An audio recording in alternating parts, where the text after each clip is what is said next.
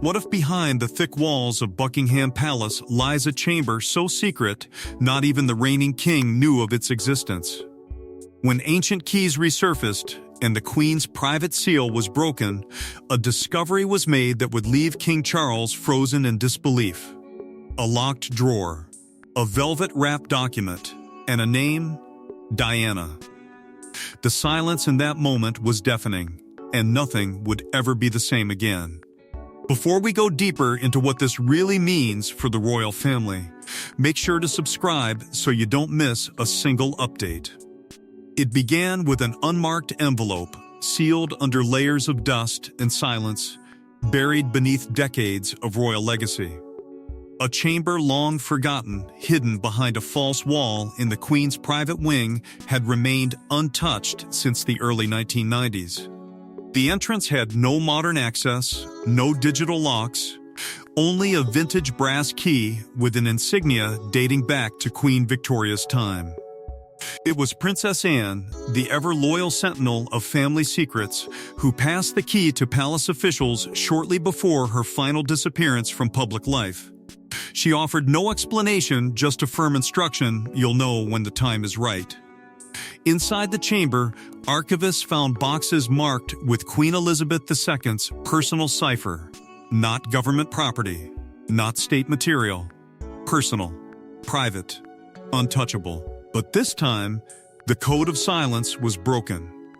Among the delicate stacks of handwritten letters, old jewelry cases, and faded newspaper clippings lay one document, sealed with royal wax and bearing an instruction that chilled everyone present, to be opened in the presence of the reigning monarch.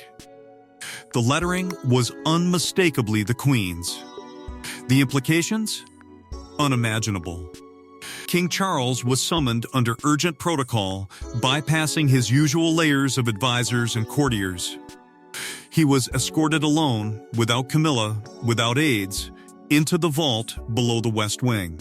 The air was thick, the room dim. The envelope was handed to him silently, with nothing but the sound of history breathing through every corner of the chamber.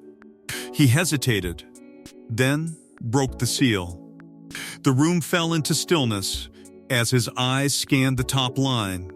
One word: Diana. The king froze, his grip tightened, and for a moment even the longest-serving palace archivist reported that Charles went pale. The letter was not just from Elizabeth. It was about the one woman whose memory still haunts the monarchy, whose ghost still lingers in every portrait, every scandal, every public gaze. The envelope did not contain royal inventories or ceremonial drafts or legal guidance. It held something more devastating: a velvet-bound scroll, hand-tied and clearly preserved with care. The document was old but pristine, and as Charles read further, the edges of his composure began to splinter. It was not one letter, it was two. One signed by his mother, and the other handwritten, precise, emotional, by Diana herself. This was no ordinary family memento. This was something that had the power to rewrite legacies. The palace staff in attendance that day would later say the king did not speak for over 10 minutes. He just stood there, eyes locked on the final page, unmoving. The silence was not just a reaction. It was revelation. Because what Diana had written and what the Queen had hidden would challenge everything the monarchy had become in her absence. It was no longer about grief, it was about truth. Truth that had been buried, sealed, and only now unearthed in a moment no one could have foreseen.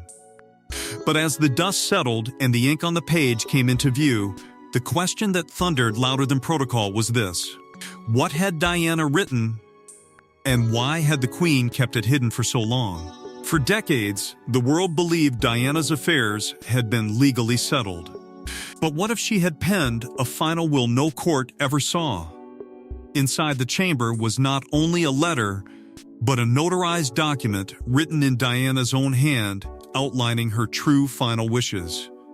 The content was never meant to see the light of day. Until now. The velvet-bound scroll found within the Queen's sealed chamber wasn't merely a personal letter, it was a testament. Dated just weeks before her final journey to Paris, the document bore a seal from a private solicitor never disclosed in official probate filings. Diana had gone beyond conventional channels, crafting an alternate will meant for an audience far removed from courtrooms. Its purpose wasn't legality, it was legacy. This was Diana's final act of control over her name, her children, and the power that had both protected and destroyed her. The handwriting was unmistakably hers, fluid, fierce, and deliberate, every word chosen with the intensity of someone who knew time was running out. In those pages, she was not a princess of ceremony. She was a mother. She made it explicitly clear that specific heirlooms, letters, and private collections were to be passed directly to Prince William and Prince Harry, without interception, reinterpretation, or influence from anyone associated with Charles's future. One chilling clause stood out, a demand that under no circumstance should Camilla, or any consort of the crown not approved in life, have access to or be the steward of her personal effects. She didn't name names. She didn't need to. Then came the warning, the line that reverberated through the palace walls long after the document was read. History will judge who protects my boys. It wasn't just a caution, it was a curse wrapped in sorrow. She feared, it seemed, not just public manipulation, but betrayal from within. Her annotations told the story even more boldly. Entire lines were underlined with urgency, entire sections added by hand in the margins. These weren't legal afterthoughts, they were emotional alarms. And then, in a moment that would shake even the steeliest royal officials, she referenced a secret pact with the Queen that had been kept from the public eye. A buried understanding.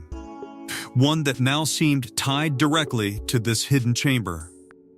Palace legal advisors, many of them with decades of stoic service, were visibly shaken. One reportedly excused herself from the room, another left in tears. Because this wasn't just about property or inheritance. This was a voice silenced too soon, now speaking louder than ever, defiant, hurt, and uncensored. The Queen had not destroyed the will. She had preserved it. She had hidden it, perhaps even protected it, and now that it had surfaced, it posed a grave dilemma for the institution itself: to honor Diana's words or to pretend they were never found. But as shocking as Diana's words were, they were only the beginning. The chamber didn't just hold paper, it held implications that would tear into the monarchy's very foundation. Buried within the folds of the Queen's private belongings was something far stranger: a correspondence between Queen Elizabeth II and Princess Diana, dated months before her death. Two queens, one reigning, one rising, had struck a deal. And its existence rewrites everything we thought we knew about their rivalry. Among the relics retrieved from the sealed chamber, nestled beneath an envelope wrapped in blue silk, were two letters aged but meticulously preserved. They bore the unmistakable handwriting of Queen Elizabeth II and Diana Spencer, written not as adversaries caught in royal conflict, but as two women bound by an unspoken truth. One letter began with the words, "To the mother of the future," and was signed by the Queen herself. In it, Elizabeth acknowledged Diana not as an outsider or embarrassment, but as a future mother to sovereign heirs. It wasn't flattery, it was fact. The monarchy's bloodline ran through Diana, and the Queen, in private, had given that truth her seal. More stunning still was the line that followed: "Should anything silence her, let her words remain unshaken." It was not just foreshadowing. It was instruction. A veiled prophecy from the woman who had spent a lifetime guarding the institution from scandal, now promising to guard Diana's voice from silence. The second letter was from Diana. Unlike the will, this note was shorter but heavier in tone. She did not plead, she did not ask for affection, she demanded legacy. With a calm fury etched into every phrase, she described how she felt the walls closing in, how she feared manipulation after her departure. She asked the Queen directly to preserve a letter, her own testament to William and Harry, should her public affairs ever fall into the wrong hands. She feared not the press, she feared the palace. Her words dripped with awareness, not paranoia. And she closed the letter with a single symbol drawn beneath her name, a phoenix, not a crown, not a crest, a rebirth. A silent message to the Queen that her legacy must rise even if she fell. Most stunning of all these letters had been kept from Charles. According to internal palace memos never meant to surface, Elizabeth had made a personal request. The correspondence was to remain unread by her son until a time when the crown must reckon with its conscience. No such time had ever been declared. And yet now, the very act of the chamber being opened seemed to fulfill that condition. Why did the Queen keep this pact hidden? Was it guilt for Diana's suffering? Or was it penance for allowing a system to consume her? Perhaps it was neither. Perhaps it was an act of quiet defiance, a final gesture of humanity from a sovereign too often painted as cold. But one truth rang clear: the Queen did not destroy Diana's voice. She preserved it, locked it away from the eyes that would have buried it forever.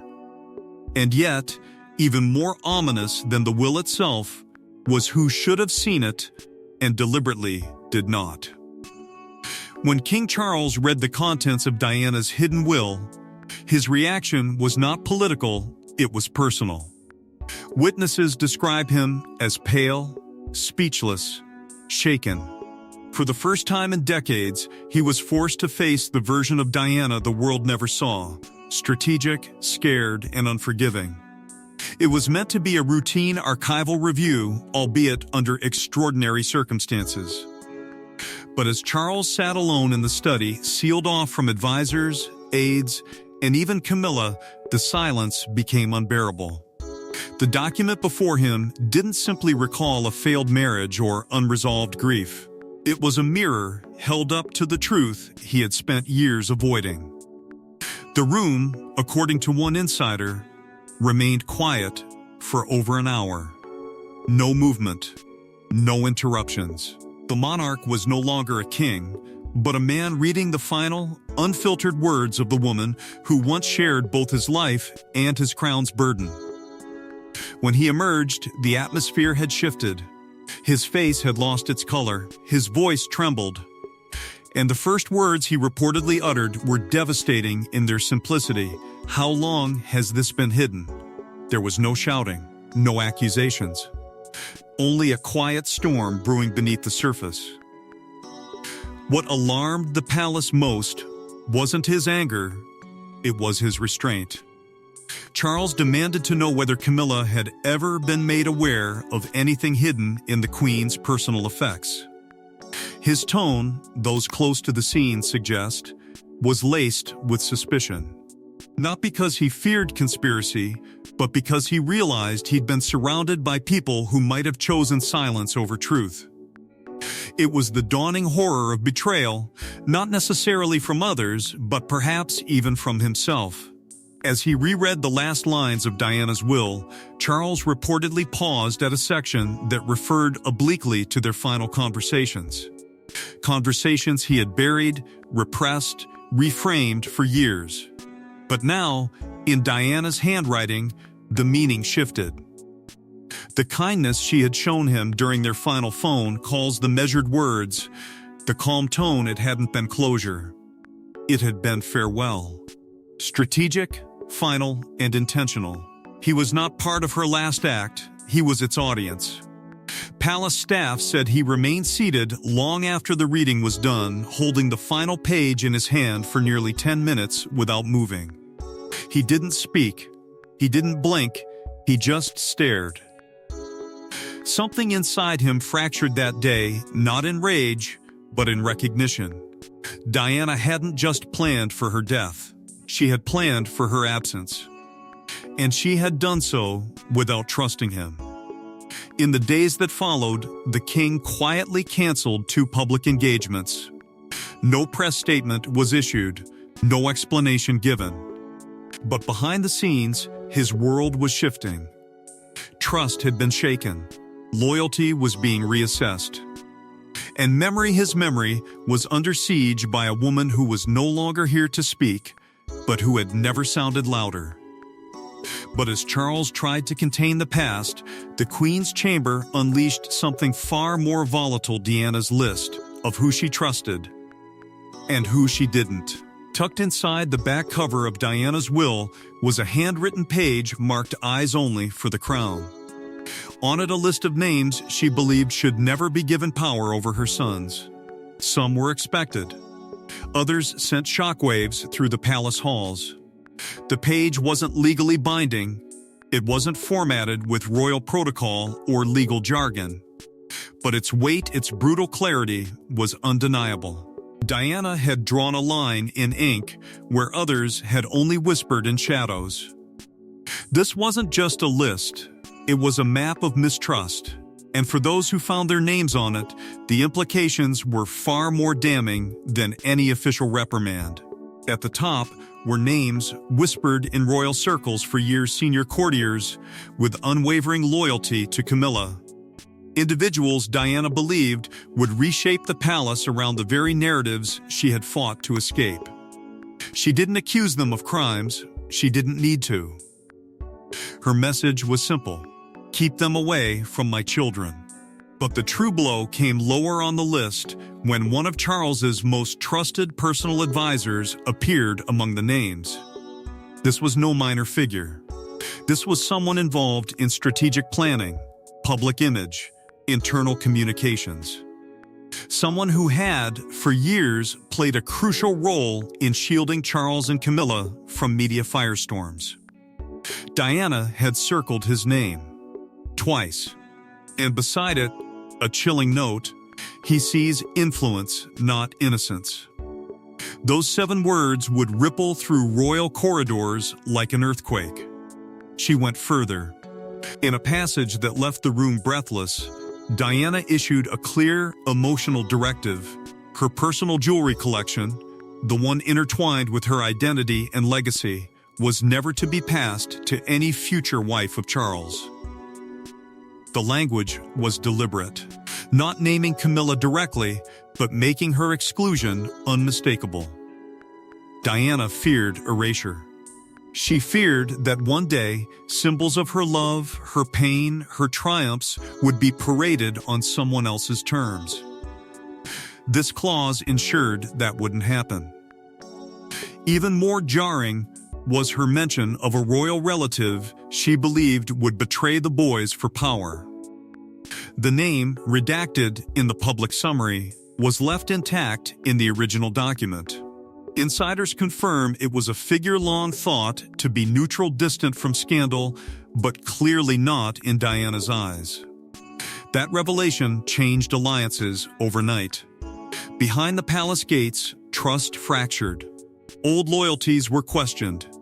Rooms once filled with tradition now buzzed with fear. Because Diana had not simply named those she didn't trust, she had branded them. Camilla's name never appeared directly. But the implications were unmistakable. Every exclusion, every precaution, every instruction had her presence woven between the lines. Diana hadn't just written a will. She had drawn a battle map for a future war, one she wouldn't live to fight, but one she knew her sons inevitably would. As the name spread quietly behind closed doors, one royal figure emerged unexpectedly from the shadows with a mission to carry out Diana's last requests. She had always stayed quiet, dignified, dutiful, and deliberate.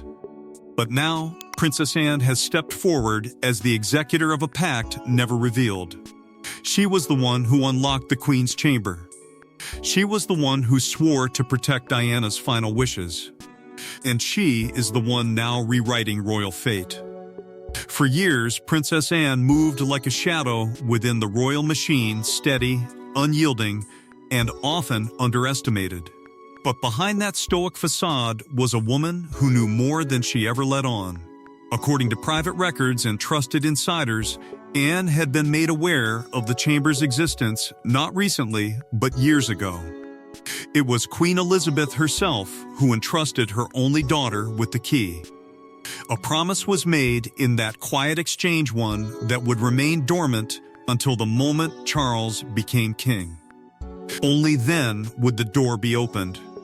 Only then would the truth be unsealed.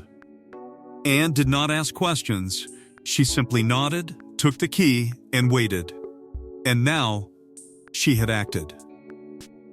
Anne's relationship with Diana had never been warm, but it had been layered with a complex, unspoken respect. They were women caught in very different royal roles, one bound by duty, the other by emotion. Yet they both knew the weight of silence, the cost of tradition. Diana, it seems, had sensed this, and in one of her final gestures, she entrusted Anne through the Queen as a silent witness to the future. And Anne took that role seriously. When the chamber was opened and the will read, it was not palace protocol that led the process. It was Anne. She summoned the archivists. She stood watch as the seals were broken. And most telling of all, she personally called William to the palace. Not Charles, not Camilla, William. What passed between mother and son that day remains confidential, but sources confirm the meeting was long, private, and ended with William reportedly uttering just one phrase: "She was still protecting us." Anne gave no statement, no press release. But when she later encountered Camilla in the royal wing, palace insiders described the tension as unforgettable. Camilla had asked quietly whether she had been mentioned. Anne's response was cold and cutting. "You were never the one she feared. It was what you stood for." That sentence echoed through the halls for days. Anne's actions weren't born of bitterness. They came from something deeper, a relentless belief that the crown must carry a conscience. In private, she told staff that her role had shifted. No longer just the Princess Royal, she now saw herself as the protector of the crown's moral compass. And that compass, for the first time in decades, was being realigned. She didn't need headlines. She didn't seek favor. She simply carried out what had been asked of her by both her mother and, indirectly, by Diana. She honored the pact. She turned the key. And in doing so, she ignited a reckoning no one could reverse. And while Anne may have held the keys to the past, it was Prince William who would now decide the future with the weight of Diana's will on his shoulders. He was just 15 when he lost her. Now, decades later, Prince William faces the unimaginable: act on the secret wishes of a mother long gone, or uphold the monarchy his father leads. Palace insiders say what happened next may have forever changed his path to the throne. When the chamber was unsealed and the full contents of Diana's final will laid bare, it was William who bore the emotional weight most profoundly. Not just as the son of the woman who had written those words, but as the future king now trapped between two thrones, one he had been born into, and one built from the legacy of a mother who had been erased, rewritten, and now returned. His request was simple but unshakable: one day alone with the documents. No staff, no courtiers, no interruptions, just him, the pages, and the truth. What unfolded behind those closed doors was never officially recorded. But those stationed nearby described a man transformed by grief, not rekindled, but redefined. William was reportedly seen clutching a letter marked, "To my darling boy," his expression unreadable. For hours, he remained in that room, pacing, pausing, rereading certain lines again and again. There was no handbook for what he now carried. His mother's final voice spoke directly to him, not through speeches, but through love, fear, and warning. It wasn't about rebellion. It was about responsibility. Diana had trusted him to act. But the true torment came not from what Diana had asked, but from who it would hurt. William now stood between the man who raised him and the woman who had died defending his future. There was no diplomatic move here, no soft path forward, just a choice, a reckoning. And in that silence, he made his first call not to his father, not to palace legal counsel, but to Catherine. A short conversation, insiders say, but powerful. She reportedly told him, "If you hesitate now, her silence wins."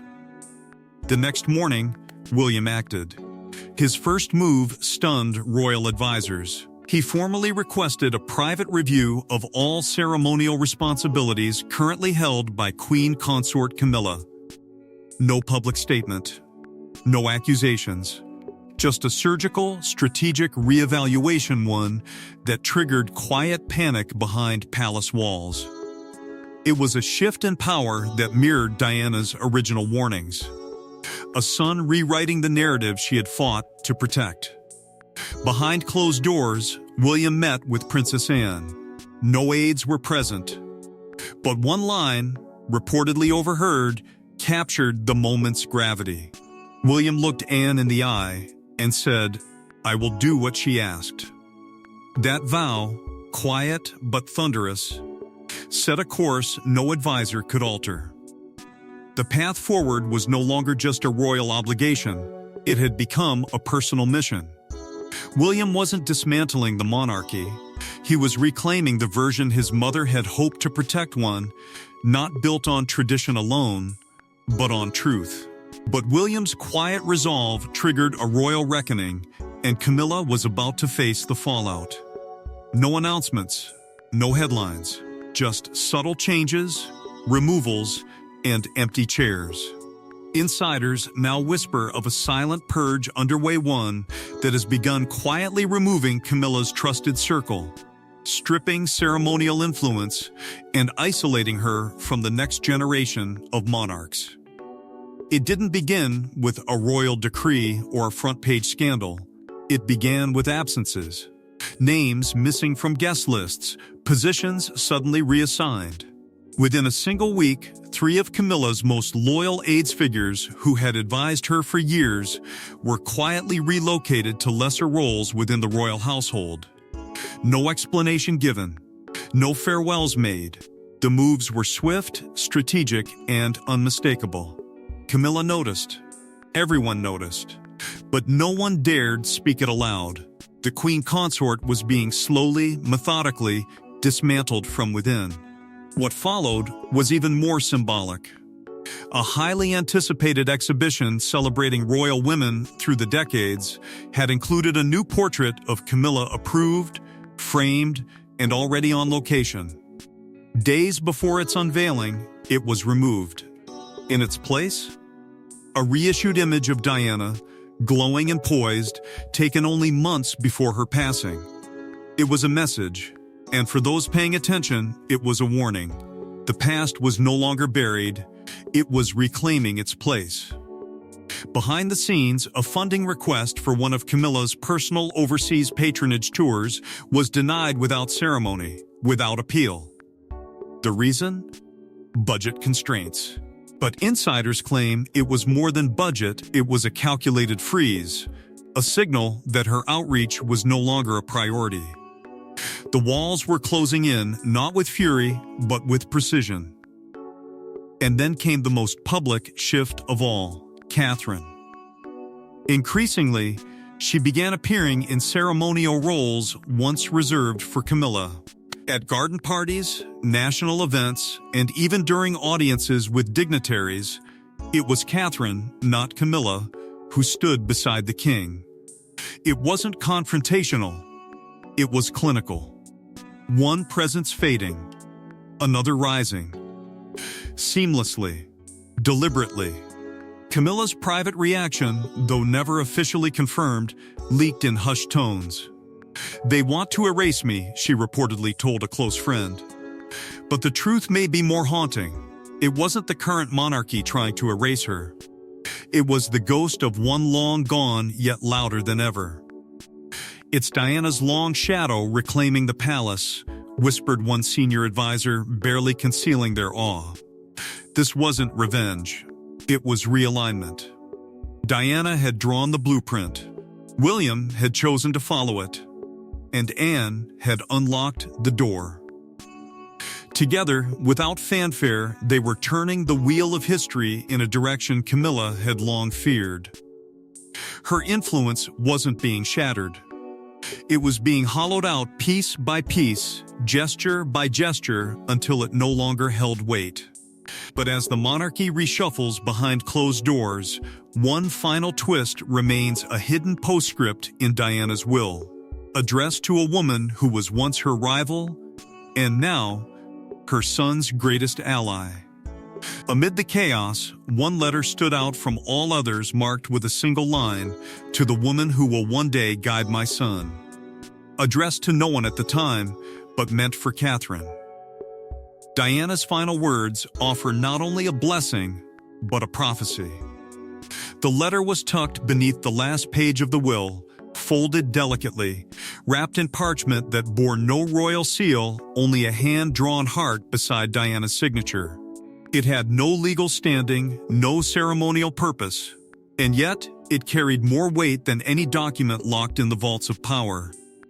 When Catherine was handed the letter in private, there were no cameras, no advisors, just her and a voice she had never heard in person but had always felt watching. What followed, according to palace sources, was a silence so deep it consumed the room. Catherine reportedly broke down in tears as she read the words. It wasn't just the message, it was the acknowledgement. Diana had seen her coming. Somehow, she had known. In the letter, Diana wrote with startling intimacy, "To the woman brave enough to love him in the light and shadow, I leave not instruction, but hope. You will walk beside a man carrying more than his duty. He carries me." These weren't simply words from a mother to a future daughter-in-law. They were the emotional inheritance of a woman who had fought to protect her children from the very forces that had silenced her. And now, she was entrusting their future not to the crown, but to the one who would love them through it. Diana referred to Catherine as a mother, a protector, a queen in all but name, a phrase that has since swept through royal circles with seismic effect. The woman once seen as a quiet consort in waiting had now been blessed publicly, posthumously, and powerfully by the one name the palace could never erase. The timing could not have been more profound. With Camilla fading into the background and William stepping into a more commanding role, Catherine's emergence became not just natural, it became inevitable. Public sentiment, already shifting in favor of William and Catherine, surged in the days following the letter's quiet revelation. Media outlets spoke of a passing of the torch. Royal watchers called it the moment Diana's spirit was no longer behind Catherine, but within her. The palace, in a rare moment of emotional clarity, began discussions around commissioning a new statue, one that would place Diana and Catherine together, side by side, as symbols of two generations of strength, love, and royal womanhood redefined. In private, Catherine has said little. But one line, reportedly shared with Princess Anne in a rare moment of candor, captured the gravity of her promise. "I will honor her. I will protect them." It wasn't about power, it was about purpose. Diana had prepared her son for the throne, but she had chosen Catherine to protect the man behind the crown. The queen may be gone, but her chamber opened a truth that cannot be resealed. Diana's words now echo louder than ever, and the monarchy will never be the same again. Thanks for watching. Please don't forget to like and subscribe, and we will see you in next one.